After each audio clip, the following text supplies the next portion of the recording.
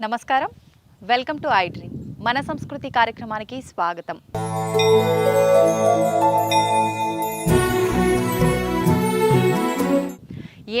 ఎన్నెన్నో రహస్యాలు దాగి ఉన్న ఆలయమే ఈ ఛాయా సోమేశ్వర ఆలయం. ఈ ఆలయంలో ప్రతిదీ కూడా ఒక అద్భుతంగా కనిపిస్తోంది, అద్భుతాన్ని తలపిస్తోంది ఈ ఆలయంలో. అయితే ఇక్కడ భక్తులు చేస్తున్న ప్రతి దాని వెనకాల కూడా ఒక మంచి ప్రతిఫలం లభిస్తుందని చెప్పి ఇక్కడ నివసిస్తున్న వారి యొక్క గట్టి నమ్మకం, విశ్వాసం. ఈ ఆలయంలో ఎన్నో రకాల రహస్యాలైతే దాగి ఉన్నాయి. పురాతన కాలం నుంచి కూడా ఉన్న ఈ ఆలయంలో దాగి ఉన్న రహస్యాలు ఏంటో మనందరం కూడా చూసేద్దాం, వాటి గురించి వివరంగా తెలుసుకుందాం. ఇంకెందుకు ఆలస్యం, పదండి. నమః శివాయ నమః శివాయ నమః శివాయ నమః శివాయ.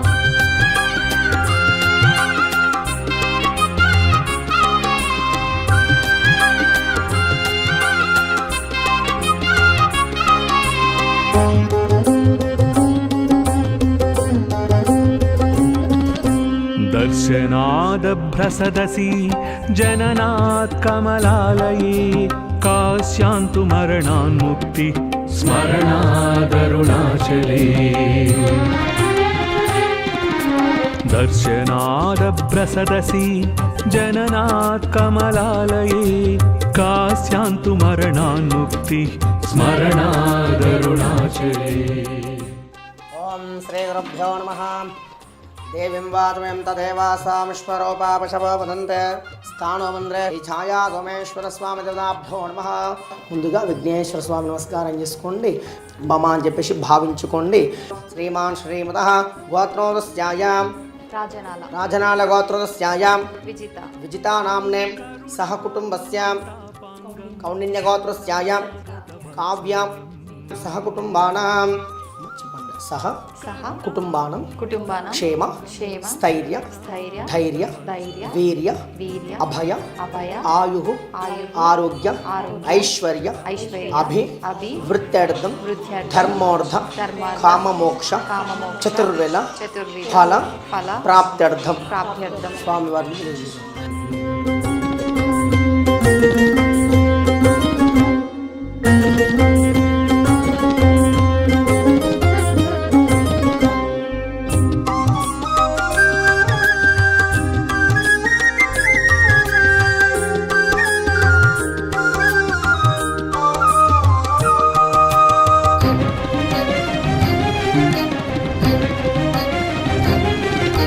समस्त जगदाधारं सच्चिदानंद विग्रहं समस्त जगदाधारं सच्चिदानंद विग्रहं सहस्ररथ सोपेतं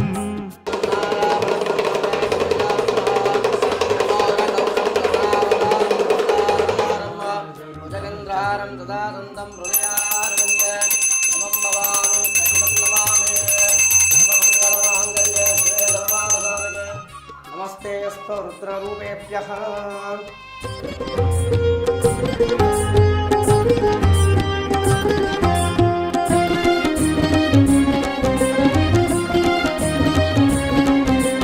काञ्चन प्रतिमाभासं वाञ्छितार्थफलप्रदम्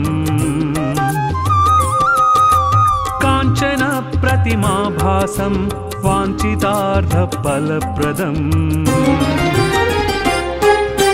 माञ्च रक्षस्सुराध्यक्षं स्मरणादरुणाचलम् स्मरणादरुणाचलम्.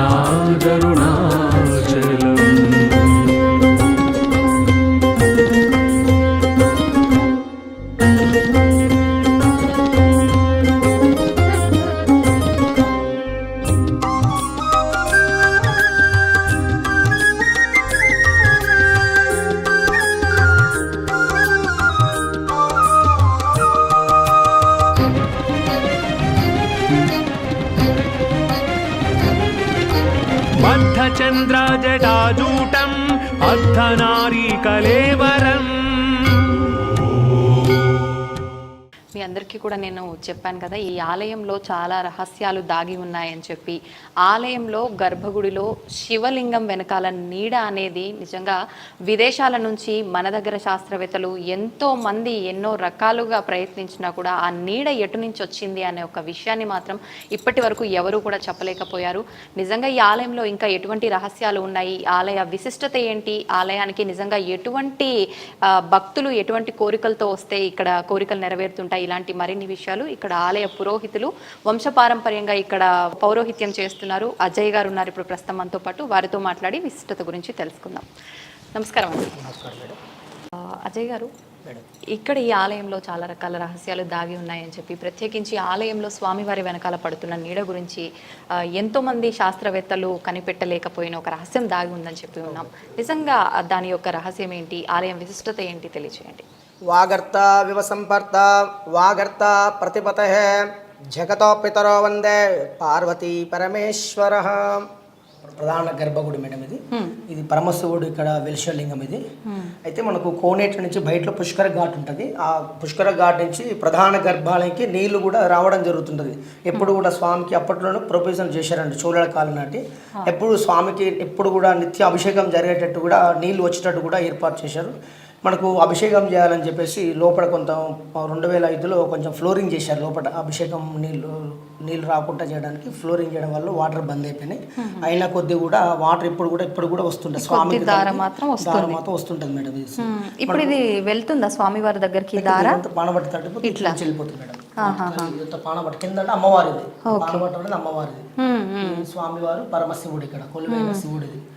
ఇది ప్రతిరోజు కూడా ఉదయం 6 గంటల నుంచి 12 గంటల వరకు భక్తులు చేతి మీదుగానే వాళ్ళకు లోపల గర్భగుడిలోకి దింపి అభిషేక కార్యక్రమం కూడా నిర్వహించుకోవడం కూడా జరుగుతుంది. ఇక్కడ వచ్చేసి బ్రహ్మసూత్రం కలిగిన శివుడు మేడం. ఇక్కడ మన చాగంటి కోటేశ్వర గారు ప్రవచనం చెప్పారు బ్రహ్మసూత్రం గురించి. మీరు ఎప్పుడైనా గమనించారో లేదో, ఒక్క శివలింగానికే ఒక ప్రత్యేకమైన గుర్తు ఒకటి ఉంటుంది. మీరు ఎప్పుడైనా చూడండి, అన్ని శివలింగాల మీద ఉండదు అలాగా. మీరు కొన్ని శివాలయాల్లోకి వెళ్ళినప్పుడు శివలింగం దగ్గరికి వెళితే దాని మీద కొన్ని గీతలు ఉంటాయి ఇలాగా. అది ఏమిటో తెలుసా గీత? అలా గీత ఎందుకు ఉంటుందో తెలుసా ఎవరికైనా? అలా గీత ఉంటే దాన్ని బ్రహ్మసూత్రము అని పిలుస్తారు. అలా గీత ఉంది అంటే నీ అదృష్టం పండి నువ్వు అక్కడికి వెళ్ళావని గుర్తు. 1000 మాటలు ఓ శివాలయంలోకి వెడితే నీకు ఎంత ఫలితమో, అలా గీతలు ఉన్నటువంటి శివలింగం ఉన్న గుళ్ళోకి వెడితే అంత ఫలితం. విశేషమైన ఆరాధనీయమో అని గుర్తు. అలాంటి శివలింగం ఉన్న గుడిలోకి వెడితే తప్పకుండా మీరు మీ ద్రవ్యాన్నో, మీ బలాన్నో, మీ సంపత్తినో, మీ పాటనో, మీ పద్యాన్నో, మీ కష్టాన్నో అక్కడ వినియోగించాలి. శివలింగం మీద గీతలు కనపడ్డాయనుకోండి, బ్రహ్మసూత్రం ఉందనుకోండి, బయటికి వచ్చి కాళహస్తీశ్వర శతకంలో 2 పద్యాలు చదవాలి. బయటికి వచ్చి మీకు వచ్చిన శ్లోకాలు 2 చెప్పాలి. పాటలు వచ్చిన వాళ్ళైతే 2 పాటలు పాడాలి. బలం ఉన్నవాడివైతే పల్లకి పట్టుకోవాలి, లేదా గుడి కొంచెం సేపు తుడిచి వెళ్ళిపోవాలి.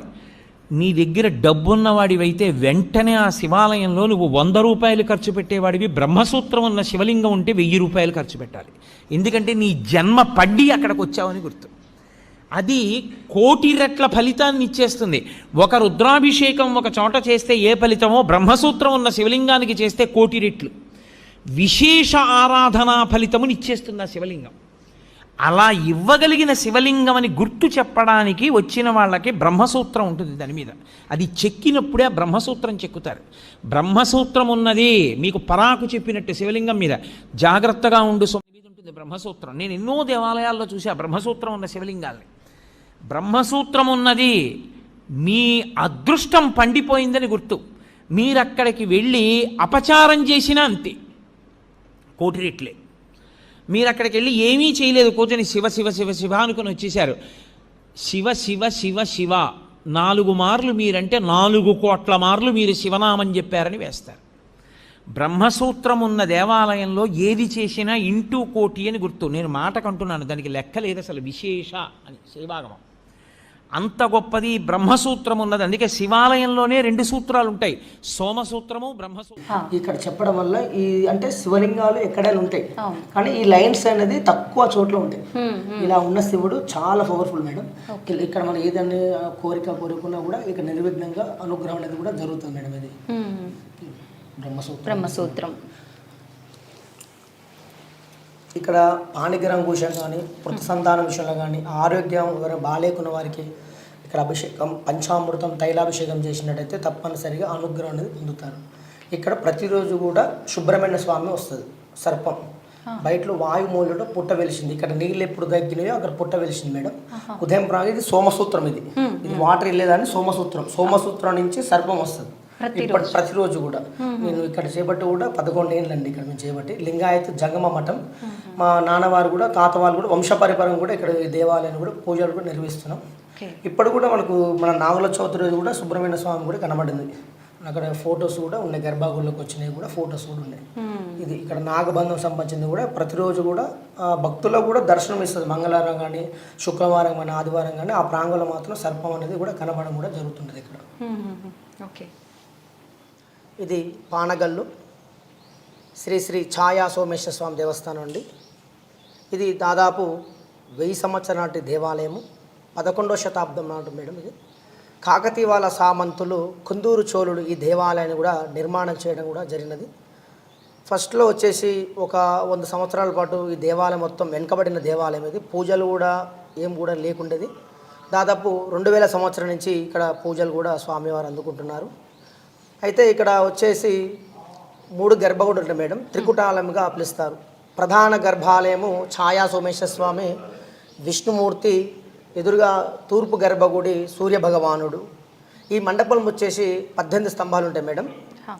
అయితే ఈ 18 స్తంభాలలో పడమటున్న గర్భగుడిలో స్వామివారి పైన నిశ్చలంగా ఒక స్తంభమాకారంలో నీడ కనబడడం కూడా జరుగుతుంటుంది. అది మనకు సూర్యోదయించి సూర్యాస్త వరకు కూడా ఆ ఏ ఛాయ మాత్రం పరమశివుడి పైన ఆ ఛాయ అనేది కూడా కనబడకుండా కూడా జరుగుతుంటుంది. ఇప్పుడు మనము ఏ స్తంభం మీద అన్నది కూడా అంతుచిక్కని రహస్యం. ఎందుకంటే చాలామంది కూడా విదేశాల నుంచి కూడా వస్తుంటారు. సండే కానీ మనకు సోమవారం కానీ విదేశాల నుంచి వచ్చినప్పుడు కూడా ఆ పరిశోధన కూడా చేశారు చాలా వరకు. కానీ వాళ్ళు కూడా అంతుపడని విషయం పరిశోధనలు జరుగుతున్నాయి మేడం. ఇప్పుడు వస్తుంటారు అప్పుడప్పుడు. ఆ పరిశోధనలు చేశారు ధర్మగోల్ ప్రకారం కానీ ఏదో క్యాండిల్ పెట్టడం కానీ కూడా చేయడం జరిగింది. కానీ కూడా అది ఎవరైనా కూడా కన్ఫర్మ్ అనేది కూడా కాలేదు విషయానికి.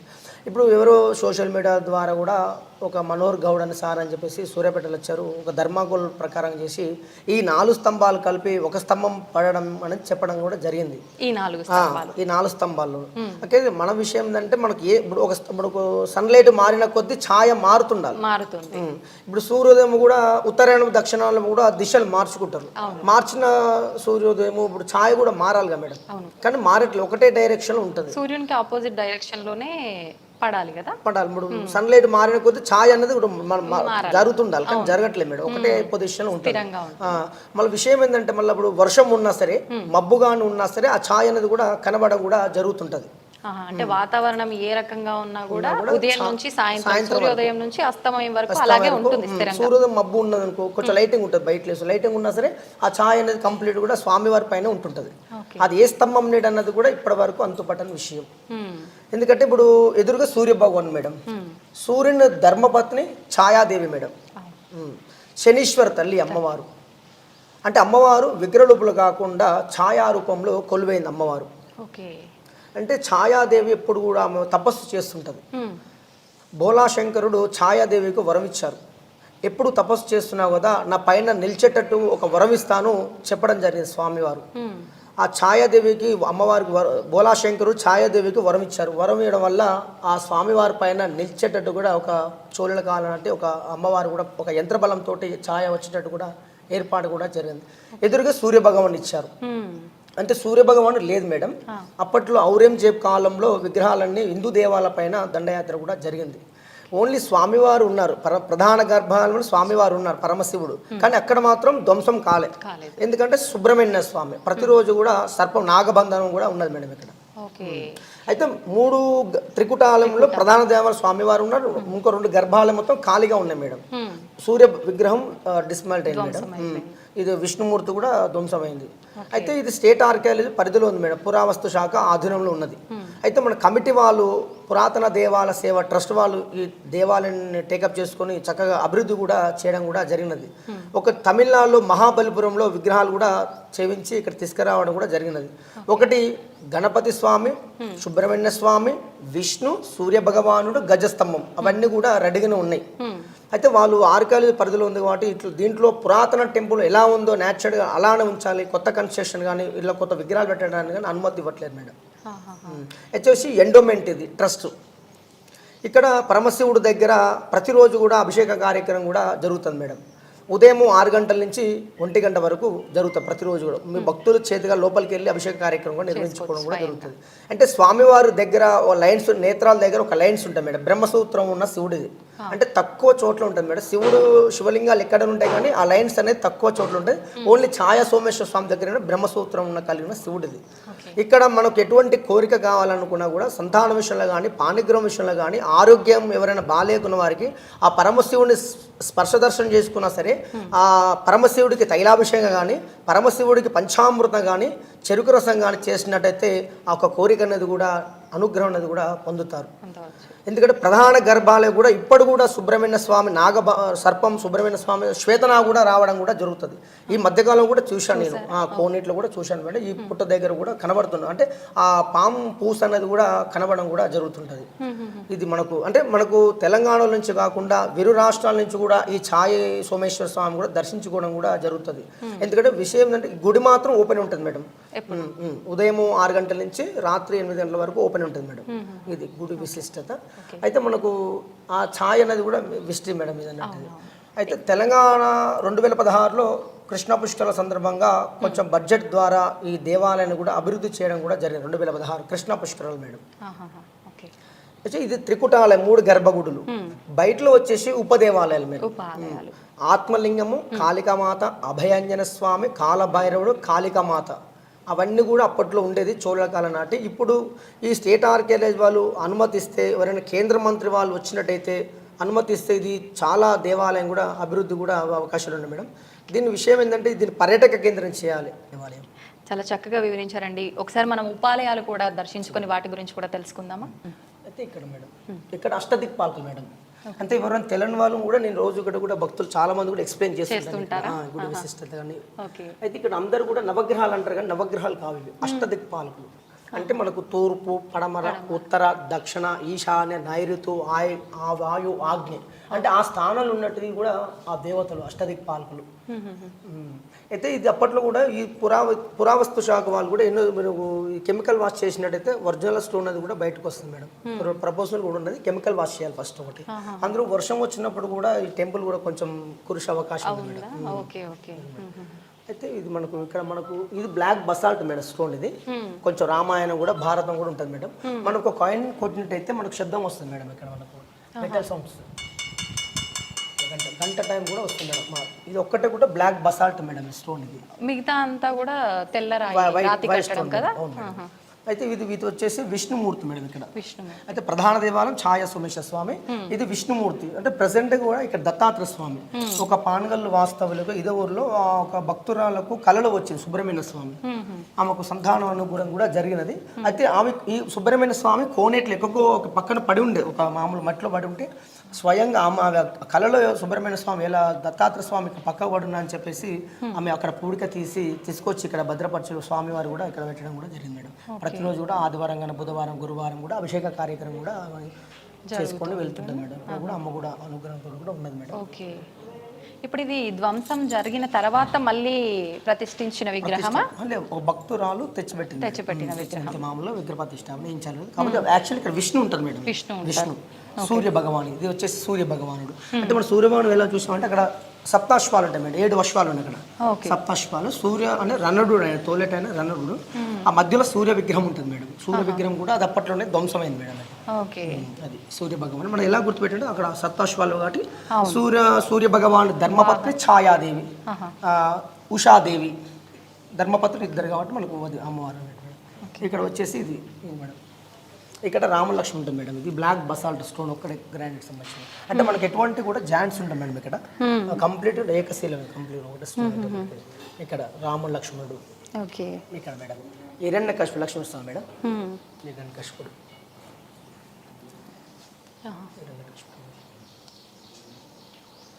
అయితే మనకు ఉదయ ఆదిత్య సముద్రం ఉంటుంది మేడం. ఇక్కడ అది కూడా తోమించింది కూడా కుందూరు చోళడం మేడం. అది ఒక తోమించింది చోళల కాలం నాటిది.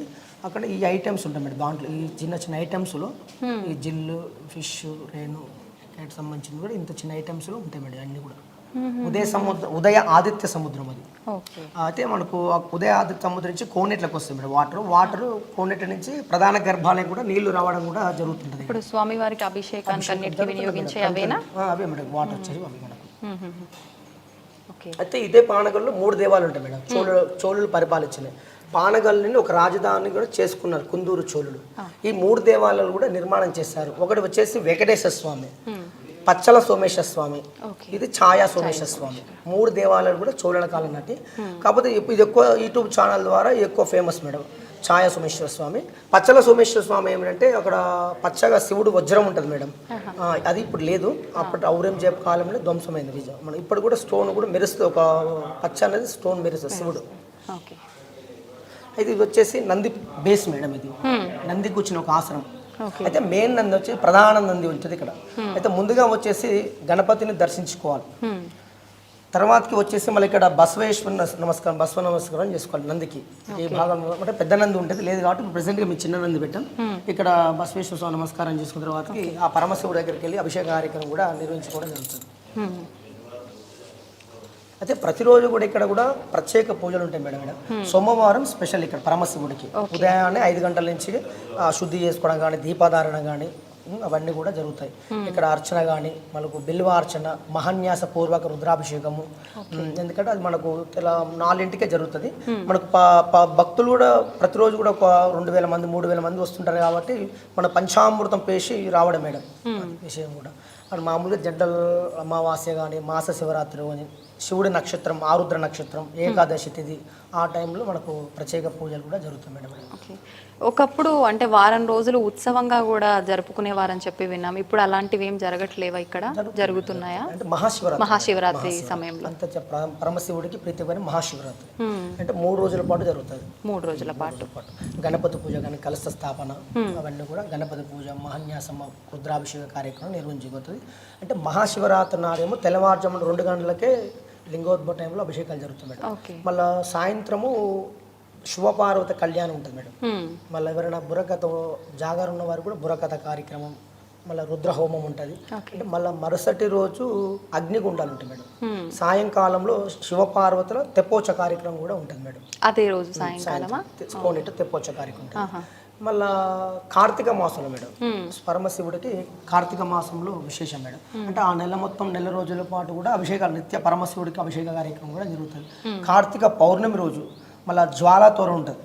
కార్తీక పౌర్ణమి రోజు చాలా అద్భుతంగా జరుగుతుంది.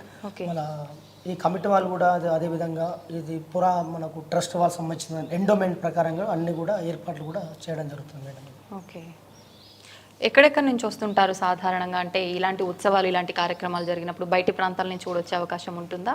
ఎక్కువ సిటీ నుంచి వస్తారు మేడం. సిటీ నుంచి హైదరాబాద్ నుంచి, ఓకే, ఇక్కడ తమిళనాడు నుంచి, ఇటు ఆంధ్ర నుంచి, ఇంకా లోకల్ వాళ్ళు కూడా ఇక్కడ చుట్టుపక్కల సూర్యాపేట కోదాడ ఎక్కువ అయితే సిటీ నుంచి వస్తారు మేడం. సండే వస్తే మాత్రం ఒక 3-4 వేల మంది వస్తారు.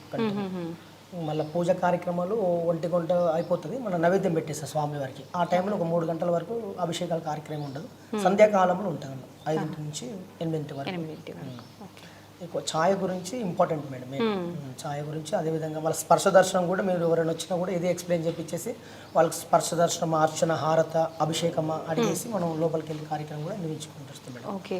ఇప్పుడు స్వామివారి గర్భాలయంలో మనకు ఓంకారనాదం కూడా వినిపిస్తుందని చెప్పి నేను కొన్ని వీడియోస్లో విన్నాను. అదంతా నిజమేనా? నిజమే మేడం. అయితే మనకు ఒక వైబ్రేషన్ ఉంటుంది మేడం. మనకు స్వామి గర్భగుడిలో కూర్చుంటే ఒక మెడిటేషన్ చేసినట్టయితే ఒక అనుభూతి అనేది కలుగుతాం మన గర్భగుడిలో. మామూలు గజ్జల సౌండ్ రావడం కానీ ఏదో బాడీ మొత్తం ఊగేసినట్టు పాజిటివ్ వచ్చేసినట్టు కూడా జరుగుతుంది మేడం. మన స్వామివారికి నుదుట శివుడికి స్పర్శ దర్శనం చేస్తే మీకు అక్కడ స్వామివారు ఉన్నారని తెలిసిపోతుంది మీకు ఆటోమేటిక్ స్పర్శతో. మీరు ఒక వైబ్రేషన్ శివుని ముట్టుకోవడమే అది ఒక విశేషం. ఎక్కడ కూడా ఇప్పుడు ఏ గుడి శివాలయం లేకుండా కూడా కొంచెం గర్భగుడిలోకి అలౌట్ చేయరు. మామూలుగా పక్కన కూర్చోబెట్టేసి ఆసనాలు వేసి కూర్చోబెట్టి చేపిస్తే ఓన్లీ అర్చకుడు మాత్రమే చేపిస్తారు పేరు మీద. ఇక్కడ మాత్రం మేము అలౌట్ చేసి చేపిస్తాం. ఇది బ్రహ్మసూత్రం శివుడు ఉన్నాయి కాబట్టి లోపలికి వెళ్ళి మేము అభిషేక కార్యక్రమం కూడా నిర్వహించుకోవడం కూడా జరుగుతుంది మేడం. బయట ఏమున్నాయి అవి చూద్దామా? అంటే బయటలో కూడా ఉపదేవాలు ఉంటాయి మేడం. మళ్ళీ నందులు కూడా అంటే 7 నందులు ఉంటాయి మేడం. అవన్నీ కూడా మెడలన్నీ విరిగిపోయినాయి, ధ్వంసమైన ప్రధాన నంది చాలా అద్భుతం మేడం. అది అక్కడికి వెళ్ళి మనం చూద్దాం మేడం.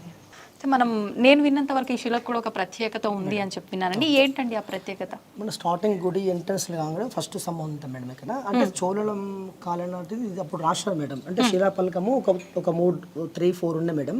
అయితే పక్కకు పడి ఉన్నాయి. అవన్నీ ఆర్కియాలజీ డిపార్ట్మెంట్ ప్రకారంగా ఇక్కడ మ్యూజియంలో కూడా భద్రపరిచారు. ఇది ఇక్కడ శాస్త్రం ఉంటుంది మేడం. అంటే కొన్ని లాంగ్వేజ్ ఇది మన డిపార్ట్మెంట్ ప్రకారంగా ఆర్కియాలజీ సార్ అని చెప్పేసి దీన్ని మొత్తం దీన్ని చదివారు మేడం. మొత్తం కూడా ఎక్స్ప్లెయిన్ చేశారు. దీని స్టోరీ అనేది మనకు కూడా తెలియదు మేడం. విశేషం కాకపోతే కొంచెం లాంగ్వేజ్ ప్రకారం ఉంటాయి మేడం. ఉదయ ఆదిత్య సముద్రము కొన్ని తెలుగు పదార్థాలు ఉంటాయి మేడం. ఉదయ సముద్రము అంటే దీన్ని గుడి అప్పుడు నిర్మాణం చేశారు మేడం. రాశారు మేడం. ఓకే. ఇప్పుడు మనకు గర్భాలయంలోకి శ్వేతనాగు ప్రవేశిస్తుంది, స్వామివారి దగ్గరికి వచ్చి దర్శించుకుంటుంది, ఒక రక్షలాగా ఉంటుందని చెప్పారు కదా. మనకు ఇక్కడ నుంచేనా వచ్చేది? ఇక్కడ మనకు ఇక్కడ పుట్ట వెలిసింది మేడం. ఫస్ట్ లో స్టార్టింగ్ ఏమో గర్భగుడిలో ఉండేది శ్వేతనాగు. ఫస్ట్ లో వాటర్ లో ఉండేవారు. ఆలయంలోనే ఒక గోళెం అని ఉంటుంది, స్టోన్ గోళెము. ఆ గోళెంలో ఉండేది మేడం సర్పము. అయితే కొంతకాలంగా లోపల వాటర్ అనేది కూడా సిమెంట్ వేయడం వల్ల వాటర్ బంద్ చేయించారు. అంటే కొంచెం ఫ్లోరింగ్ చేయడం వల్ల వాటర్ బంద్ అయినాయి. ఆ వాటర్ ఏ క్షణంలో బంద్ అయిపోయినాయో ఆ క్షణంలో ఇక్కడ అమ్మవారు పుట్ట వేయడం కూడా జరిగింది మేడం. ఈ ప్రాంగణం నుంచి గర్భాలయకి రావడం జరుగుతుంది. సోమసూత్రం అని ఉంటుంది. అభిషేకం చేసిన వాటర్ బయటకు వెళ్ళిపోయేదాన్ని సోమసూత్రం అంటారు. ఆ సోమసూత్రం నుంచి సర్పం రావడం కూడా జరుగుతుంటుంది. ఇక్కడ 2 ఉన్నాయి మేడం. ఒకటి శ్వేతనాగు, ఒకటి గోధుమ కలర్ ఉండే సర్పం ఉంది మేడం. అయితే మనకి ఈ ప్రాంగణంలో కూడా కనబడే ఛాన్సెస్ ఉంటాయి. అంటే ఎక్కువ దానికి సంబంధించి పూస కానీ పాము పూస కానీ కనబడేది కూడా కనబడుతుంది. మన నాగుల చవితి రోజు కూడా కనబడింది మేడం. చాలా మందికి భక్తులు కూడా దర్శనం కూడా అంటే నేను కూడా ఎక్కువ మార్నింగ్ 5 కానీ 4:30కి రావడం జరుగుతుంది. ఆ టైంలో వస్తాను అభిషేకానికి. వచ్చినప్పుడు కూడా ఆ మెట్ల దగ్గర ఉండడం కానీ గర్భగుడిలో ఉండడం కానీ కూడా దర్శనం ఇవ్వడం కూడా జరుగుతుంది. అయితే మామూలుగా మేము సుబ్రహ్మణ్య స్వామి దర్శనం చేసుకోవడం అంతే మంది. కాకపోతే నేను నాన్న వాళ్ళు కూడా చూశారు, నాన్న వాళ్ళు తాత వాళ్ళు చూశారు సుబ్రహ్మణ్య స్వామిని. ఇక్కడ ఎక్కువ సంతాన విషయంలో చేసుకుంటే పూజ చేసినట్టయితే తప్పనిసరిగా అనుగ్రహం అనేది కూడా జరుగుతుంది మేడం. అయితే అదే కానీ మామూలుగా ఆవు పాలు వేయడం కానీ ఇక్కడ మామూలు కుంకుమ పసుపు గాజులు అమ్మవారికి సమర్పణ చేయడం కూడా జరుగుతుంది. చుట్టూ ప్రదక్షిణలు చేయడానికి ప్రదక్షిణ ఉంటుంది. కాకపోతే ఈ డ్రిల్స్ పెట్టారు మేడం. అందులో కూడా కొంచెం పండగ చేసే వాళ్ళకు అమ్మ పుట్ట తీసుకువెళ్ళడం జరుగుతుందని చెప్పేసి దానికి కొంచెం భద్రత కూడా చేయించారు మేడం.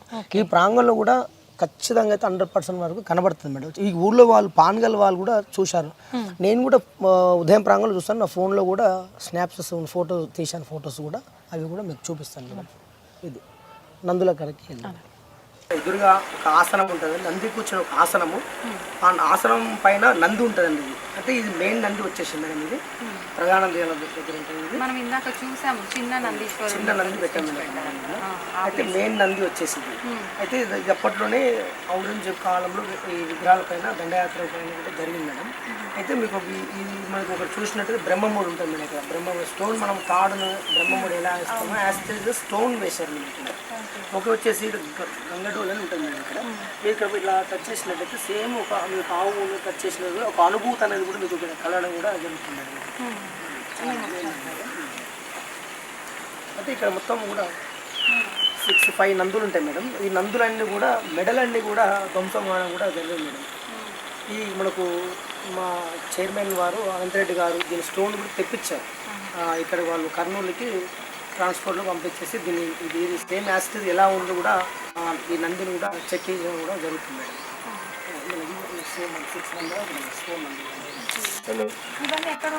అంటే మామూలుగా ఇవన్నీ శివాలయాలు మేడం, ఉపదేవాలయం చెప్పాను కదా. కాకపోతే అప్పట్లోనే ధ్వంసమైంది కాబట్టి అల్లు ఏ గర్భం కూడా లేదు. ఒక పీఠాధిపతి అడిగితే మామూలుగా అన్ని శివుడు అని చెప్పడం జరిగింది. ఒక్కొక్క గర్భంలో ఒక నంది ఇచ్చారు మేడం. ఇవి కూడా శివలింగాలు సంబంధించిన ఉపదేవాలయం. ఆ ఉపదేవాల దగ్గర నందులు ఇవన్నీ కూడా ఒక చిదలావస్తులు అన్నీ పక్క పడి ఉండేవి. తెచ్చి ఇక్కడ మేము ఒక భద్రపరిచి ఇక్కడ మనకు పుష్కరాల టైంలోనే డెవలప్మెంట్ అండి మేడం. ఫస్ట్లో కూడా ఇంత మొత్తం శిథిలావస్థలో గబ్బిలాలు ఎవ్వరు కూడా రాకపోయిందండి దేవాలయానికి. ఇది 2016లోనే డెవలప్మెంట్ అయింది. మన గుడి చుట్టూ కూడా సీసీ రోడ్డు మేడం. గుడి చుట్టూ కూడా సీసీ రోడ్డు ఉంది. దాదాపు ల్యాండ్ కూడా ఉండేది, ఒక 30 acres ఉండేది గుడికి. ఏ గుడికైనా భూములు ఉంటాయి మేడం, కాకపోతే ఈ గుడికి ఉండేది కానీ అన్నీ కూడా ఆక్యుపై చేశారు మొత్తం. ఈ దేవాలయం తీసినట్టయితే చాలా విలువలోకి వస్తే చాలా అద్భుతం మేడం. ప్రస్తుతానికి 2 ఎకరాలు ఉంది, 2 ఎకరాలు ఉంది. ఈ గుడి ఉండే ల్యాండ్ కూడా వేరే వాళ్ళు కూడా పట్టాయింది మేడం. అది ప్రభుత్వం కూడా వేరే వాళ్ళ పేరు మీద ఉంది గుడి ప్రస్తుతానికి.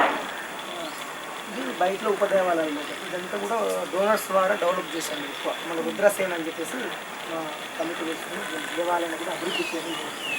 ఇప్పుడు స్వామివారి విగ్రహాలు ఉన్నాయో ఉపాలయాలు? ఓన్లీ ప్రధాన దేవాలయంలో స్వామివారు తప్ప, ఒకటి ఆత్మలింగం, 2 ఉన్నాయి మేడం అంతే. కాకపోతే మిగతా అన్ని గర్భాలు మొత్తం ఖాళీగా ఉన్నాయి మేడం. ఇప్పుడు కొత్తవి పెట్టడానికి ఆర్కేలేజ్ వాళ్ళు అనుమతి ఇవ్వట్లేదు మేడం.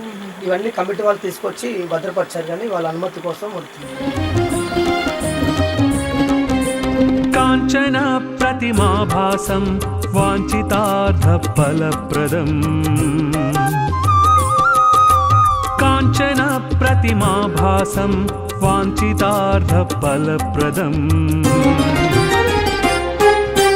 మాంచ రక్షస్సురాజ్యక్షం స్మరణాదరుణాచలం స్మరణాదరుణాచలం.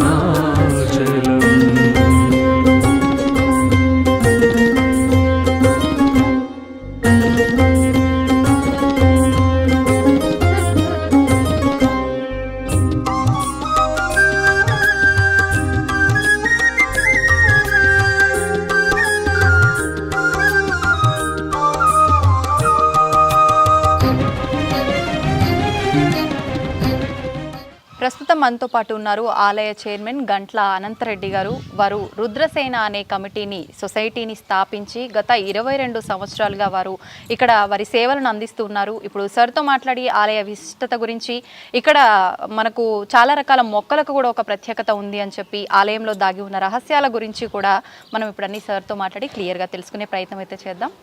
సార్ నమస్తే. సార్, ఇప్పుడు మనం నించున్న దగ్గర ఏదైతే మొక్క ఉందో ఈ వృక్షానికి కూడా ఒక విశిష్టత కలిగి ఉందని చెప్పి నేను విన్నాను సార్. ఏంటి సార్ ఈ మొక్క యొక్క విశిష్టత? ఇది రావి వేప కలిసి ఉన్నటువంటి ఒకే మానలో వచ్చినటువంటి వృక్షం అనేది సహజ సిద్ధంగా మేము గత 20 సంవత్సరాల నుంచి చూస్తున్నాము. సహజ సిద్ధంగానే ఈ యొక్క ప్రాంతంలో ఇది వెళ్ళడం జరిగింది. తర్వాత దీనికి చుట్టూ ప్రదక్షిణ చేసుకున్నట్లయితే ప్రధానంగా సంతాన ప్రాప్తి. మనకు సైంటిఫిక్గానే ఈ రావి చెట్టుకు సంబంధించి ఒక కెమికల్ ఫార్ములా ఉంటుంది.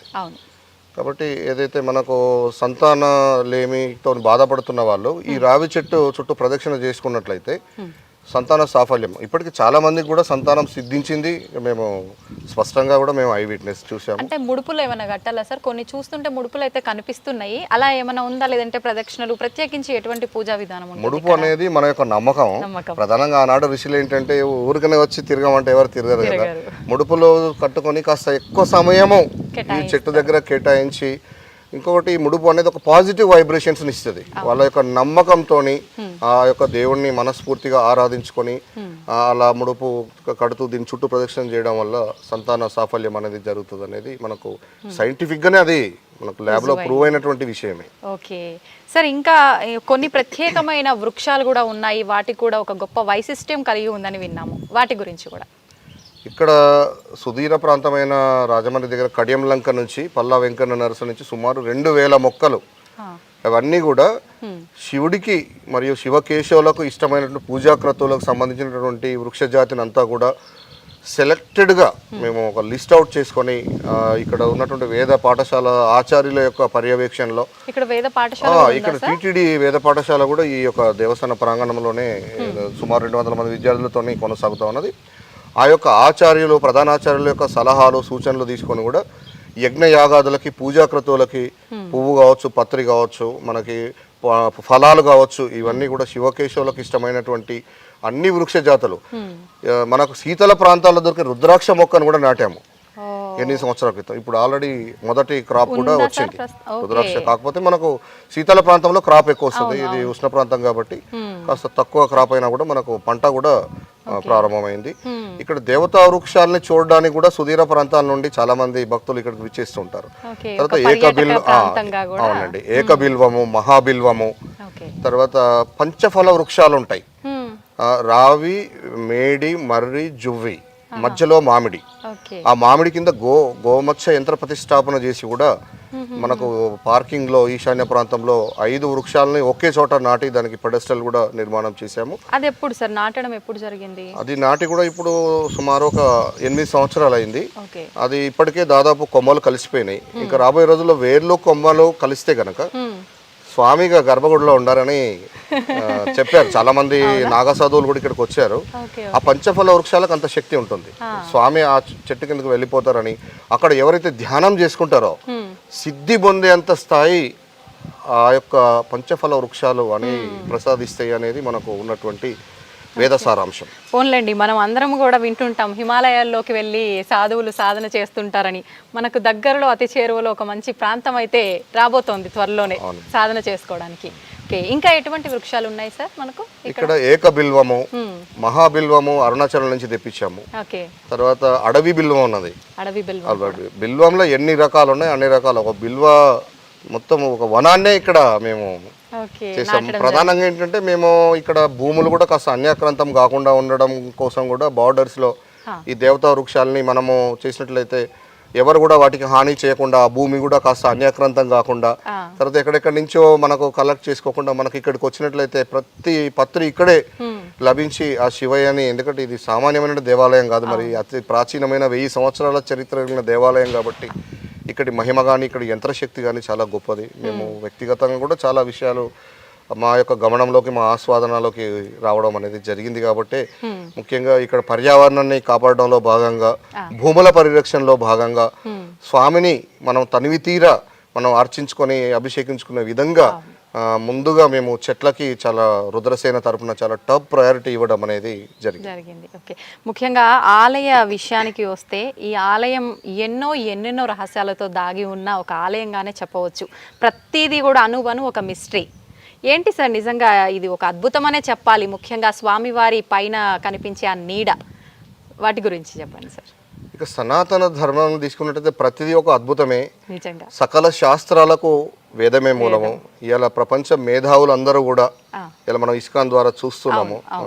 ఎవరైతే ఇంటలెక్చువల్స్, మనం మేధావులు, సైంటిస్టులు అనుకుంటున్నామో, విద్యావేత్తలు, గొప్ప గొప్ప ఇండస్ట్రియలిస్టులు అందరూ కూడా ఇలా విశ్వవ్యాప్తంగా సనాతన ధర్మాన్ని ఆచరిస్తూ ఎంత డబ్బు సంపాదించినా మనకి సుఖం దొరుకుతుందేమో కానీ అలౌకికమైనటువంటి ఆనందం మాత్రం కేవలం ఆధ్యాత్మికత చింతనతోనే, మన కేవలం సనాతన ధర్మంలో మాత్రమే ఆ లోతైనటువంటి ఆ యొక్క అలౌకిక ఆనందం ఉన్నదనేది ఇలా ఎప్పుడో ప్రూవ్ అయింది. మళ్ళీ ప్రపంచం మళ్ళీ కాలచక్రంలో తిరుగుతూనే ఉంది. మళ్ళీ మన భారతదేశం వైపే ప్రపంచ దేశాలన్నీ కూడా ఈ యొక్క ధర్మం వైపే చూస్తూ ఉన్నాయి.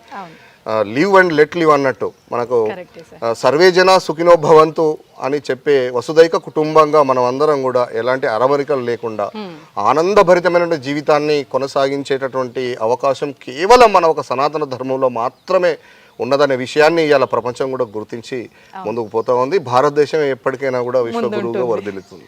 అవును సార్, చెప్పండి సార్, మిస్టరీస్ గురించి ఏం చెప్తారు మీరు, ఆలయం గురించి? ఇక ఈ ఆలయ చరిత్ర విషయానికి వచ్చినప్పుడు పానగల్లుని కేంద్రంగా చేసుకొని సుమారు 10-11వ శతాబ్దంలో కుందూరు చోళరాజులలో మొదటి రాజు అయినటువంటి ఏరువ భీమ చోళ మహారాజు వారు పరిపాలించినటువంటి సింహాసనం పేరు ఏరువ సింహాసనం. ఏరువ సింహాసనాన్ని అధిరోహించి పానగల్లుని రాజధానిగా చేసుకొని ఉమ్మడి నల్లగొండ, ఖమ్మంమెట్టు, తర్వాత మహబూబ్నగర్ జిల్లాలని రాజ్యంగా చేసుకొని సుమారు 250 సంవత్సరాల సుభిక్షమైనటువంటి రాజ్యంలో ఇక్కడ త్రికూటాలయంగా రాతితో అత్యంత శాస్త్ర సాంకేతిక నిపుణతతోని నేటి ఆధునిక శాస్త్రవేత్తలకు సహితం అంతు చిక్కనటువంటి ఛాయాదేవితో కూడినటువంటి ఈ త్రికూట ఆలయము, అలాగే మనకు ఊరి మధ్యలో తీసుకున్నట్లయితే పచ్చల సోమేశ్వర ఆలయము, ఇట్లాంటి ఇంకో ఎన్నో ఉపదేవాలయాలని కూడా ఆ యొక్క చోళరాజుల కాలంలోనే ఉదయాదిత్య చోళ మహారాజు కాలంలో ఉదయాదిత్య చోళ మహారాజు యొక్క తల్లిగారైన సోమాంబ పేరు మీద ముఖ్యంగా ఈ యొక్క ఛాయా సోమేశ్వర ఆలయము, పచ్చల సోమేశ్వర ఆలయాల నిర్మాణాలు జరిగినట్లుగా మనకు శాసనాల ద్వారా అలాగే చరిత్రకారులు సూర్యకుమార్ గారు, అలాగే డాక్టర్ ఈమని శివనాగరెడ్డి గారు స్థపతి గారి ద్వారా కూడా చాలా అంశాలు మాకు వారు విన్నవించడం అనేది జరిగింది. వారి ద్వారా ఈ విషయాలను కూడా తెలుసుకున్నాము. మరి 11వ శతాబ్దంలోనే కాంతి సిద్ధాంతం లేనప్పటికీ ఎదురుగా సూర్య దేవాలయం ఇక్కడ స్థల పురాణం ప్రకారం సరే శాస్త్ర ప్రామాణికమైనటువంటి అంశం ఉన్నది, సైంటిఫిక్ కోణం ఉన్నప్పటికీ కూడా మనం ఇక్కడ ప్రధానంగా స్థల పురాణాన్ని మనం పరిగణలోకి తీసుకోవాల్సి వస్తుంది. శివాలయాలు ఎక్కడైనా ఉంటాయి, కానీ ఇక్కడ ఛాయాదేవితో కూడిన శివాలయం అనేది ఇక్కడ ప్రత్యేకత. ఏ ప్రోటోకాల్ వచ్చినా మేము ముందు ఛాయాదేవిని దర్శనం చేయిస్తాం. ఛాయాదేవి అంటే ఎవరో కాదు, సూర్యుని యొక్క ధర్మపత్ని. సూర్యుని యొక్క ధర్మపత్ని పేరు ఉషాదేవి. ఆమె ముందు ఆమె బాగా శివభక్తురాలు, కఠోరమైనటువంటి శివదీక్ష చేయడానికి ఆమె తండ్రి అనుమతి తీసుకొని ఆమె గురువు దగ్గర ఆమె ఒక తన ఇంకొక రూపాన్ని సృష్టించుకునే విధంగా ఒక విద్యను అభ్యసించి మరి భర్తకు అనుమానం రాకుండా సపరిచర్యలు చేయాలి కాబట్టి ఆమె తన నీడను ఇక్కడ భర్త దగ్గర సపరిచర్యలు చేయడానికి నీడను వదిలేసి ఆమె శివుని తపస్సుకు వెళ్ళి ఆమె 108 రోజులు కఠోరమైనటువంటి సంపూర్ణ శివదీక్ష స్వీకరించి ఆమె దీక్ష ఫలితంగా ఆ శివుడు ఎన్నో పరీక్షలు పెట్టి ఆమెకు దర్శనం ఇచ్చేటటువంటి క్రమంలో అమ్మ నీ కోరిక ఏంటి అని అన్నప్పుడు నేను ఎప్పుడు కూడా నీ ఆరాధనలో ఉండాలి స్వామి, నాకు వేరే ఏం కోరికలు లేవు అంటే ఆ విధంగా శివుడిచ్చినటువంటి వరమే ఛాయాదేవికి ఎప్పుడు నా వెనకాల నీడ రూపంలో ఉండే విధంగా నన్ను నా వెంట ఉండేటట్టుగా నా నీడగా నువ్వు ఉండేటట్టుగా నీకు వరం ఇస్తున్నామా అని చెప్పేసి శివుడు ఇచ్చినటువంటి వరప్రసాదం అనేది ఇక్కడ సిద్ధించింది. ఆ యొక్క ఛాయాదేవికి శనేశ్వరుడు జనించడం జరుగుతుంది. కాస్త శనేశ్వరునికి తండ్రితోని వైరం ఉంటది, సూర్య భగవాన్తోనే శనేశ్వరుతో కొద్దిగా వైరం ఉంటది. ఆయనకు తల్లి అంటే చాలా ఇష్టం. తల్లి అంటే పంచప్రాణాలు. తల్లి ఎక్కడ ఉంటుందో శనేశ్వరుడు అక్కడే ఉంటాడు. అంటే తల్లికి ఇక్కడ ఛాయాదేవికి కొన్ని చోట్ల ఉండొచ్చు దేవాలయాలు విగ్రహ రూపంలో, కానీ మనకు అడుసుమిల్లి కానీ తర్వాత మనము కోనార్ టెంపుల్ అట్లాంటి వాటి, కానీ ఇప్పుడు అక్కడ ప్రస్తుతం పూజలు కానీ అవన్నీ కూడా ప్రస్తుతం అదంతా కూడా శిథిలావస్థలోనే ఉన్నవి. కానీ ఆమె రూపంలో ఛాయారూపంలో విగ్రహ రూపంలో కాకుండా ఒక అద్భుతాన్ని సృష్టించాడు. అందరు ఏమనుకుంటారంటే ఏదో 4 స్తంభాలు కలిసి ఒక నీడలాగా పడుతుందని చాలా మంది ఎవరికి తోచిన విధంగా వాళ్ళు డిక్లేర్ చేసుకుంటున్నారు. కానీ అక్కడ కనిపిస్తున్నది ఒక ఆబ్జెక్ట్ యొక్క నీడ కాదు. బేసికల్ గా ఫస్ట్ నీడ ఎందుకు కాదంటే నీడ అయితే ఖచ్చితంగా ఉత్తరాయణ దక్షిణంలో కదలాలి. కాబట్టి ఏ ఆబ్జెక్ట్ యొక్క షాడో కాదు, మనకు కేవలం అదొక పిల్లర్ షాడో అని మనం అనుకోవాలని చెప్పేసి దాంట్లో మీరు గమనించండి, గర్భగుడిలో 2 పెల్మెట్స్ ఇచ్చాడు, మిగతా గర్భగుడిలో ఒకటే సింగిల్ పెల్మెట్ ఇచ్చాడు. అక్కడ మాత్రమే 2 ప్రొజెక్షన్స్ అంటాం. పెల్మెట్ అంటే మనం సబ్జా అంటాం. స్టోన్ తోని ఒక 2 పెల్మెట్స్ ఇచ్చాడు. ఆ పెల్మెట్స్ ఇవ్వడం వల్ల మనకు ఇట్లా ఉన్నటువంటి ఒక ఏదైతే మనకు కనిపిస్తున్నటువంటి ఛాయ ఉందో 2 చోట్ల కట్ అయినట్టు కనిపిస్తుంది. ఈ పెల్మెట్ ఇట్లా ప్రొజెక్షన్ ఇవ్వడం వల్ల ఆ ప్రొజెక్షన్స్ డిలీట్ చేస్తే మనకు ప్లేన్ షాడో అది. దానివల్ల పిల్లర్ షేప్ మనకు కనబడడం వల్ల కొందరు ఏమనుకుంటే ఈ పిల్లర్దో ఆ పిల్లర్ క్రోడీకరించుకొని పడుతుంది. అసలు అక్కడ షాడో కాదు, ఒక ఆబ్జెక్ట్ షాడో కాదు, అది అమ్మవారే. అక్కడ కనిపిస్తుంది ఎవరో కాదు, ఛాయాదేవి, శనీశ్వరుని యొక్క తల్లి, సూర్యనారాయణమూర్తి యొక్క ధర్మపత్ని. మనకు ప్రామాణికంగా ఎదురుగా సూర్య దేవాలయం కనబడుతూనే ఉంది. 7 అశ్వాలు కనబడుతున్నాయి. అశ్వాల పైన ఆనరుడు మన చక్కగా మనకు రథసారథి కూర్చొని ఉన్నాడు. కాబట్టి ఇది త్రికూటాలయం. పంచాయతనంలో మనకు త్రికూటాలయంలో ఉండేది ఎక్కడైనా కూడా సూర్యుడు, విష్ణుమూర్తి, శివుడే ఉంటాడు. కాబట్టి ఖచ్చితంగా ఇక్కడ ఉన్నది అమ్మవారిగానే కొలుస్తున్నాము. ఎవరు వచ్చినా మన మండపంలోంచి ముందు అమ్మవారిని దర్శనం చేయించుకుంటాం. దానివల్ల ఏంటంటే ఇక్కడ స్థల పురాణంలో భక్తుల యొక్క విశ్వాసం కూడా అమ్మవారిని దర్శించుకోవడం వల్ల మనకు శని నుంచి ఎలాంటి బాధలు కానీ పీడలు కానీ ఉండవని, శని పీడలు కానీ, నరదిష్టి, గ్రహ దోషాలు ఏమన్నా ఉన్నా, ఇన్ఫియారిటీ కాంప్లెక్స్ లాంటి భయాలు ఏమన్నా ఉన్నా కూడా తొలగిపోతాయి అనేది ఇక్కడ భక్తుల యొక్క ప్రగాఢమైన విశ్వాసం. అందుకే ఈ మధ్య కాలంలో అంటే అది యంత్రానికి ఉన్నటువంటి శక్తి. 100 సంవత్సరాలు 200 సంవత్సరాలు ఇది పూర్తి జీర్ణావస్థలో ఉంది, పూర్తిగా గబిలాలమయమై ఈ గుడి స్ట్రక్చర్ కూడా వేరే వాళ్ళకి అన్యాక్రాంతమైంది. చాలా అది ఎంత దారుణమైన విషయం. ఇది ఇంత ఎండోమెంట్, ఆర్కియాలజీ, టూరిజం లో ఉండి కూడా ఈ స్ట్రక్చర్ మనం నిలబడ్డ స్థలం కూడా ఇంకొకరికి పట్టా అయిపోయింది.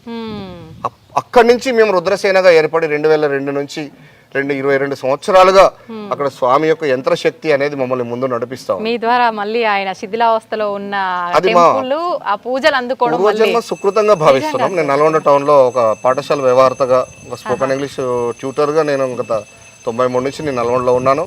2002 నుంచి ఇక్కడ శివదీక్ష తీసుకొని మేమంతా శివభక్తులం అందరం కూడా పార్టీలకు అతీతంగా అన్కండిషనల్ గా ఏది ఆశించకుండా ఒక రుద్రసేనగా కేవలం ఈ దేవస్థానాన్ని, తర్వాత ఇక్కడ ఉన్న శ్మశానాలన్నింటిలో వసంతం చేయాలనే సంకల్పంతో ఒక ట్రస్ట్గా ఏర్పడి మా బంధుమిత్రుల యొక్క వారి సహాయ సహకారాలు, తర్వాత రాజకీయ నాయకులు కావచ్చు, అధికారుల సహాయ సహకారాలతోని, పూర్వ ప్రముఖుల యొక్క సహాయ సహకారాలతోని మేము సెల్ఫ్ ఫండింగ్ చేసుకొని ఈ దేవస్థాన అభివృద్ధిలో మేమందరం భాగస్వాములం అయినటువంటి క్రమంలో 2016లో కృష్ణా పుష్కరాల సందర్భంగా కూడా ప్రభుత్వం కాస్త దృష్టి సారించింది. ఎందుకంటే ఇక్కడ ఇందులోకి వచ్చే నీరు మనకు శ్రీశైలం సాగర్ ద్వారా ఉదయ సముద్రంలోకి వచ్చి ఉదయ సముద్రం నుంచి నేరుగా ఈ కోనేట్లోకి మనకు 1000 సంవత్సరాల కింద నుంచే మనకు ఆ నీటి ప్రవాహం, ఆ కాలువ అనేది వెనకటి నుంచే ఉన్నది.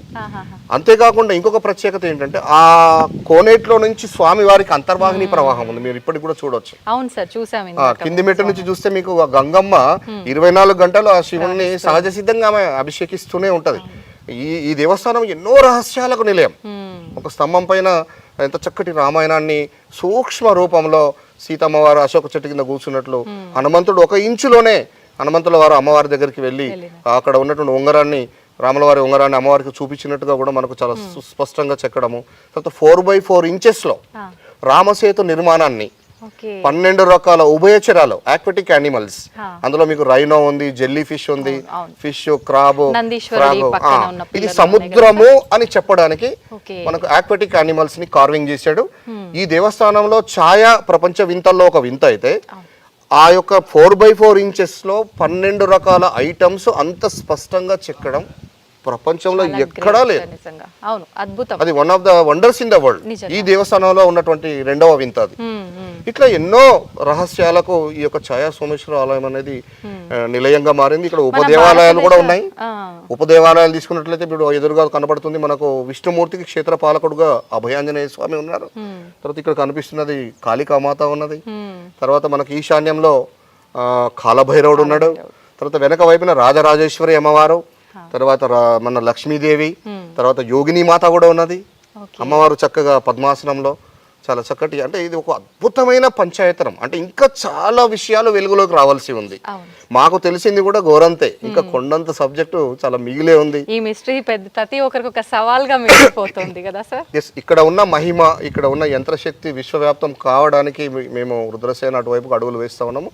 ఈ మధ్య కాలంలోనే యునెస్కో కోసం కూడా ట్యాగ్ అయినట్టుగా మన తెలంగాణ రాష్ట్రంలో ఏదో హైదరాబాద్ సంబంధించిన ఒక మాన్యుమెంట్, తర్వాత ఈ పానగల్లో ఛాయా సోమేశ్వర ఆలయం కూడా ట్యాగ్ అయినట్టు మాకు ఆర్కియాలజీ అధికారుల ద్వారా తెలిసింది.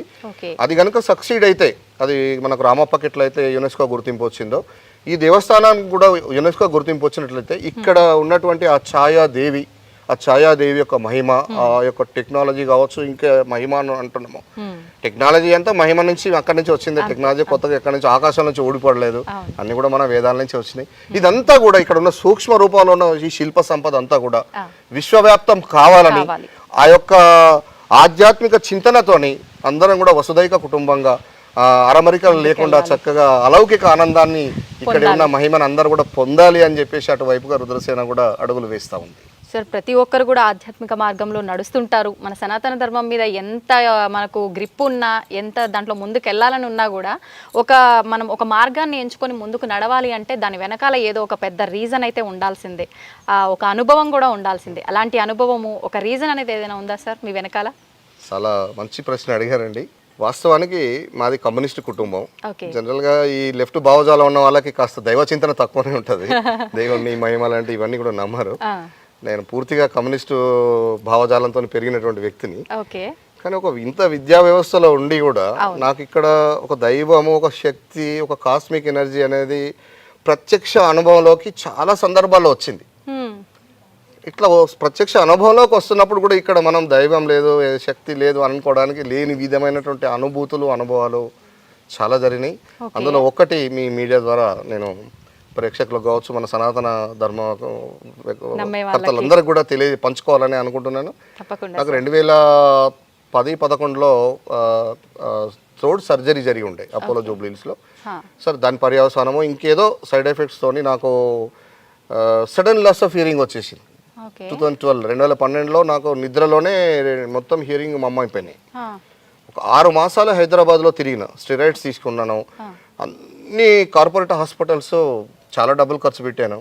ఇక్కడ నేను విద్యా వ్యవస్థలో ఉంటాను కాబట్టి నాకు లాస్ ఆఫ్ హియరింగ్ వస్తే నిత్య నరకమే.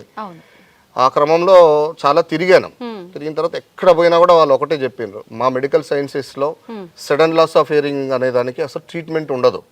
ఇది వైరస్ వల్లనో లేకపోతే మీకు బ్లడ్ కొలెస్ట్రాల్ వల్లనో ఇంకేదో వేరే ఒకటి రెండు కారణాల వల్ల ఇది జరుగుతుంది, ఓకే. మీరు జీవితకాలం మీరు ఇట్లా బతకాల్సిందే అని చెప్పేసి పెద్ద పెద్ద సీనియర్ డాక్టర్స్ డిక్లేర్ చేసి వదిలేశారు. ఆ క్రమంలో నాకు ఒక నమ్మకం, అప్పటికే నేను ఇక్కడ పని చేస్తున్నా, ఓకే.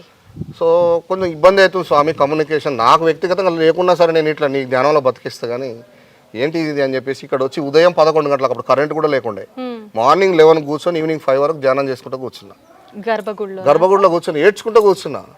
నా కోసం అయితే నాకు ఇవ్వకు, ఈ గుడిని కనీసం ఏదైనా చేయలేనా, ఈ జన్మ తీసుకున్నందుకు ఒక అవకాశం ఇచ్చినా ఇంతలే మళ్ళీ ఇది జరిగింది. సార్ ఏంటిది పరిస్థితి స్వామి, నాకు మినిమం కమ్యూనికేషన్ మందమన్నా నాకు హియరింగ్ ఉంటేనే నేను ఇక్కడ పని చేయగలుగుతా, ఈ క్షేత్రాన్ని నేను కలగంటున్నాము, మా సభ్యులం అందరం కూడా ఏదో చేయాలని తపనతో పోతా ఉన్నాము అని స్వామికి నివేదించుకున్నా. ఆ రాత్రి ఇంటికి వెళ్ళి పడుకున్నా. ఆ రోజు పొద్దున్నే లేవగానే ఇంత అద్భుతం అంటే ఒక గంట సేపు వెయిట్ చేసిన, 50% గ్రేస్ అయింది. ఇప్పుడు నేను మీతో మాట్లాడుతున్నా, మీరు మీ ప్రశ్నలకు నేను స్పందిస్తున్నా అంటే నాకు ఆ ఛాయా సోమేశ్వర స్వామి పెట్టినటువంటి భిక్ష. ఇది సైన్స్ కి అతీతంగా నాకు జరిగింది, ఏదో గొప్పల కోసమో ఏదో నాకేదో ఇంకేదో అని నేను చెప్పుకోవాల్సిన అవసరం నాకు లేదు. నేను ముందే చెప్పిన, మేము కమ్యూనిస్ట్ ఫ్యామిలీ నుంచి వచ్చిన, అసలు దేవుని నమ్మని కుటుంబం నుంచి వచ్చాను. కానీ నాకు ఆ రోజు ఎందుకు రావాలి, ఒకవేళ ఒక వారం ముందో వారం తర్వాతనో నాకు గ్రేస్ అంటే నేను కూడా నమ్మలేకపోయేవాడిని. అంత సడన్ గా కూడా రావాలని లేదు. ఏ రోజైతే నేను కూర్చొని నివేదించుకుంటూ ఆయన తపన నా బాధ అంతా ఆయనతో పంచుకున్నాను, ఆ రాత్రే నాకు గ్రేస్ అయింది. అట్లా మా కోడలు కూడా కొంచెం సంతానాలు ఏమి సమస్య ఉన్నప్పుడు కూడా ఆయన ముక్కోవడము, వాళ్ళ కవల పిల్లలు జన్మించడము, వాళ్ళు జన్మించడం కూడా ఆరుద్ర నక్షత్రంలో జన్మించడము, ప్రినాచురల్ ఎన్ని ఇబ్బందులు ఉన్నా వాళ్ళకి ఏ చిన్న సమస్య లేదు. ఇప్పుడు అంత శివయ్య మొక్కుతోనే వాళ్ళు, నాకు మన వాళ్ళు కూడా 2 ట్విన్స్, కుందన్ రెడ్డి కుతిన్ రెడ్డి అని, ఆయన పేరు శివకేశవుల పేరు పెట్టుకున్నా. హాస్పిటల్ నుంచి డైరెక్ట్ ఇక్కడికే తీసుకొచ్చుకున్నా గుడికి. సుమారు 1 కోటి రూపాయలు ఖర్చు అయినాయి వాళ్ళకి, ప్రినాచురల్ అయినా కూడా చిన్న సమస్య లేదు వాళ్ళకు. స్వామి మహిమే. వాళ్ళని తీసుకొచ్చి స్వామికి బొట్టు పెట్టుకున్న తర్వాత నా ఇంటికి తీసుకుపోయినా. ఇట్లా వ్యక్తిగతంగా నాకే ఇట్లా జరిగినాయి. కొన్ని ప్రిడిక్షన్స్ ఉంటాయి, రేపు ఏం జరుగుతుంది అనేది ఒక రోజు ముందు కళ్ళలో చూపించడము, ఆ కళలో వచ్చిన సబ్జెక్ట్ ఇక్కడికి వస్తే అదే విషయం రిపీట్ కావడం, చాలా జరిగినాయి. అట్లా ఒక వ్యక్తి ఖమ్మం నుంచి, ఇక్కడ మన రాజమండ్రి నుంచి వచ్చిండు 2011లో, 11-12 ఆ ప్రాంతంలోనే వచ్చేసి ఆయన, చెప్పండి రెడ్డి గారు మీకు, ఆయన ఒక ముందు రోజు కళలో కనిపించిండు, మీకు ఏం కావాలో చెప్పండి అని. కరెంట్ సమస్య ఉంది, ఒక 40,000 అయితే ట్రాన్స్ఫార్మర్ వస్తుంది, మీరు కొంచెం సహకరిస్తే వెంటనే 40,000 రూపాయలు చెక్ రాసి ఇచ్చిపోయినట్టు కళ వచ్చింది. ఆ నెక్స్ట్ డేనే కరెక్ట్ 11 గంటలకు గుడికి వచ్చిన, చూద్దాం ఏందో స్వామి పరీక్ష పెట్టిండే, సరిగ్గా 11 గంటలకు ముందు రోజు కళలో వచ్చిన వ్యక్తి 11 గంటలకు అదే డ్రెస్ వేసుకొని వచ్చి, మీకు ఏం కావాలి రెడ్డి గారు అని ప్రశ్న అడిగాడు. మాకు ఇక్కడ కరెంట్ సమస్య ఉంది, అప్పట్లో కరెంట్ చాలా ఇబ్బంది ఉండేది, ఒక ట్రాన్స్ఫార్మర్ తీసుకోవాలంటే చాలా పెద్ద ప్రయాస. నిజంగానే అడగానే ఆయన 40,000 రూపీస్ చెక్ రాసి ఇచ్చి వెళ్ళిపోయింది. అది ఎంత అద్భుతం నిజంగా సార్. ఆయన వచ్చిన రాత్రి నెక్స్ట్ నైట్ నాకు కళ వస్తేనేమో అది పెద్ద గొప్ప విషయం కాదు, ఆల్రెడీ జరిగింది కాబట్టి ముందు రోజు వచ్చి తర్వాత కళ నిజమైంది కదా. అంటే ఇక్కడ ఏదో ఒక యంత్ర శక్తి, ఇక్కడ ఉన్న కాస్మిక్ ఎనర్జీ, ఆనాటి 1000 ఏళ్ల నాటి నిష్ట, ఆనాటి మహిమ ఇప్పుడు మనం ప్రజెంట్ చేయాలంటే కొత్త గుళ్ళు కట్టి స్వర్ణ తాపడాలు చేసిన ఆ శక్తి తేవడం చాలా కష్టం. అలాంటి వాళ్ళంతా ఇప్పుడు అక్కడ హిమాలయాల్లో అక్కడే ఉన్నారు వాళ్ళంతా కూడా. కాబట్టి మరి ఇట్లాంటి ప్రాచీన దేవాలయాలు తెలంగాణలో ఇది ఒకటే కాదు, ఇంకా చాలా ఉన్నాయి. కాకతీయ రాజ్యంలో శివాలయం లేని గ్రామాలు లేవు, బొడ్రాయి లేని ఊర్లు లేవు. దురదృష్టవశాత్తు అన్యమత దాడుల్లో కావచ్చు, విదేశీ రాజుల యొక్క వాళ్ళ కుట్రపూరితమైన అంశాల్లో ఎన్నో అద్భుత ఘట్టాలు నేల కొరిగినాయి. మళ్ళీ యువత ముందుకు రావాల్సిన అవసరం ఉన్నది. ఇట్లాంటి వాటిని మనం కాపాడుకొని మంచి దైవ చింతనతోని మనం అచంచలమైనటువంటి భక్తి భావజాలంతో ముందుకు పోయి మన యొక్క ధర్మాన్ని, మన దేశాన్ని రక్షించుకోవాలని చెప్పేసి ఈ సందర్భంగా మీ మీడియా ముఖంగా యువతను అందరినీ కూడా నేను, ఎందుకంటే శ్మశానే వసంతం, ముందు శ్మశానంలో దేవతా వృక్షాలు నాటండి, శ్మశానంలో కంప చెట్లు ఉండకూడదు, మంచి వాతావరణం ఉండేటట్టుగా ఇప్పటికే గవర్నమెంట్ కూడా చాలా ఇనిషియేటివ్ తీసుకొని చేస్తూ ఉన్నారు. ఇంకా మనవంతుగా కూడా మనము మొక్కల్ని పెంచి పర్యావరణాన్ని కాపాడాలని చెప్పేసి ఇట్లాంటి మాన్యుమెంట్స్ అన్నింటిని కూడా కాపాడుకోవడానికి యువత ముందుకు రావాలని, ఇంకేమైనా మీ నోటీసులో ఏమైనా శిథిలమైన ఉంటే కూడా మా రుద్రసేన ఆధ్వర్యంలో మేము కూడా ఆర్థికంగా కావచ్చు, కరసేవ రూపంలో కూడా చేయడానికి కూడా మా ట్రస్ట్ ఎల్లవెల్ల సిద్ధంగా ఉందని చెప్పేసి తెలియజేస్తూ, మరి ఈ దేవస్థాన అభివృద్ధిలో మీరందరూ కూడా భాగస్వాములు కావాలని, మీరందరూ వచ్చి ఇక్కడ శివయ్య సేవలో తరించాలని చెప్పేసి ఈ మీడియా ముఖంగా అందరినీ కూడా ప్రాధేయపడుతూ ఉన్నాను. ఓం నమః శివాయ. తప్పకుండా సార్, సంతోషం సార్. నిజంగా ఆలయ విశిష్టత, ఇక్కడ ఉండే ప్రతి ఒక్క అద్భుతం కూడా ఒక గొప్పతనం అయితే, నిజంగా మీరు పర్సనల్గా అనుభవించిన అద్భుతాలు ఉన్నాయి కదా, అది నిజంగా ఇంకొక వండర్ అనే చెప్పాలి సార్. ప్రతి ఒక్కరు కూడా ఒక టెంపుల్ ఉంది, అక్కడ విశిష్టత ఉంది అని నమ్మాలి అని అంటే ఖచ్చితంగా భగవంతుడి మహత్యం తెలవాలంటే ఇలా ఎవరో ఒకరు ఏదో ఎక్స్పీరియన్స్ చేసే అనుభవంలోకి వాళ్ళ తీసుకొస్తాడు. ద్వారా నిజంగానే. Thank you sir, thank you very much. నిజంగా మాకందరికీ తెలియని ఎన్నో మంచి మంచి ఆలయానికి సంబంధించిన విషయాలన్నీ తెలియజేశారు. ధన్యవాదాలు.